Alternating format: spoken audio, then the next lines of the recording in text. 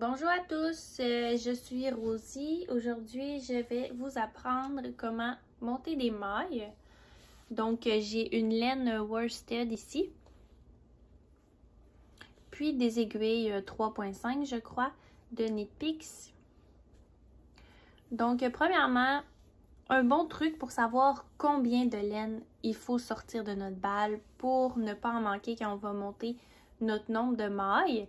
Il y a plus qu'un truc. Donc, si par exemple, c'est pour faire un bas, je sais qu'avec une laine fingering, bien, premièrement, on veut toujours se laisser une petite sécurité, là, comme ça, parce qu'à la fin, on doit rentrer nos bouts. Mais je sais qu'avec une laine fingering, mon avant-bras, une fois, c'est à peu près 50 mailles. Donc, moi, quand je monte un bas, je monte entre 68 et 72 mailles. Donc, j'irai une fois complètement et une fois jusqu'à mon coude. Puis, j'aurai assez de laine comme ça pour monter mon bas. Donc, l'autre truc, c'est de prendre nos deux aiguilles. On se laisse toujours une sécurité, bien sûr.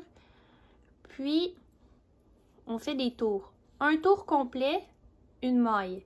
Donc, 1, 2, 3, 4, 5, 6, 7, 8, 9, 10.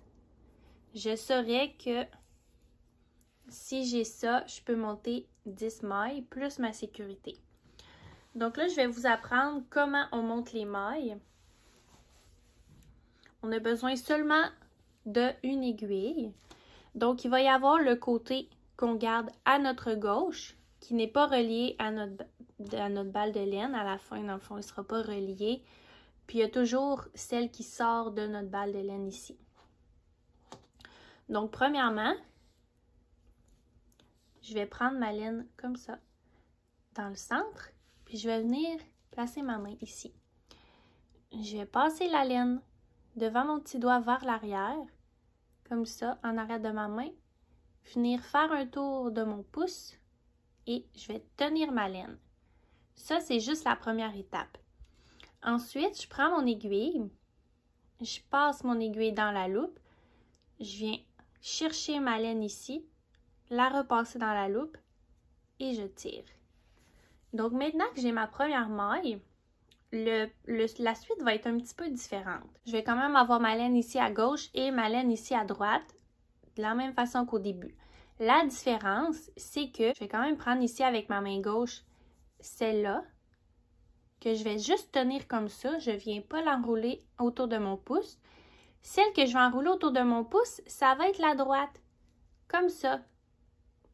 Puis, avec mon aiguille, je vais rentrer dans la loupe, prendre la laine qui vient de ma main gauche, bien la laine qui est à gauche pas reliée à notre balle, puis passer dans la loupe qui est en fait reliée à la balle, celle de droite. Donc, je vous le remontre.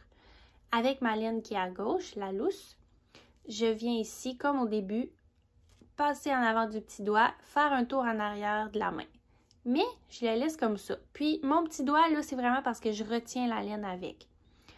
Ensuite, avec la laine qui est à droite reliée à la balle, je viens faire un tour autour de mon pouce. Puis, je le tiens avec un autre doigt. Il faut qu'il y ait une tension. Donc, ça ressemble à ça d'en haut. Je vais passer dans une loupe, ramasser la laine, repasser dans la loupe et tirer. Voilà une autre maille. Donc, tchou. Comme ça. Comme ça. 4. 5. 6. 7. J'ai une crampe ou ma main me fait mal ou bien mes choses sont rendues trop lousses. Je lâche. C'est pas compliqué en autant que nos laines ne se mélangent pas.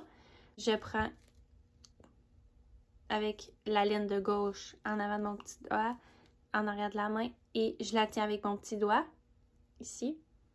Puis avec mon doigt du milieu, il vient naturellement vouloir chercher la laine pour créer une tension quand je la passe autour de mon pouce. Puis, je continue. 8. Parfois, tu peux juste lâcher celle-là, te rajuster. 9. 10. Donc, j'aurai ma sécurité ici, puis ma laine avec laquelle je vais tricoter. Quand on va commencer notre travail par la suite, c'est pas le sujet d'aujourd'hui, mais je peux vous montrer vite fait. Je commencerai comme ça. Il faudrait que je fasse attention parce que ma laine de sécurité, il faut que je la laisse d'un côté. Puis, il faut vraiment que je vienne travailler avec ma laine qui est reliée à ma balle, celle que je tenais à ma droite. Comme ça. Puis, ce qui est vraiment le fun avec des aiguilles circulaires, c'est que je pourrais vouloir faire des cordes. Tu sais, ça s'utilise quasiment comme des aiguilles à deux bouts. Dans le sens où, si je voudrais... Oups. Si je voudrais dire, je veux pas virer mon travail, je veux commencer de l'autre côté pour faire une corde, ben, je glisserais mon travail comme ça au bout de l'autre aiguille. Faudrait faire attention, faut pas se mélanger. Toujours garder ses laines séparées.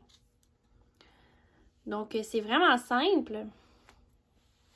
Puis, c'est une façon qu'ils vont souvent vous proposer.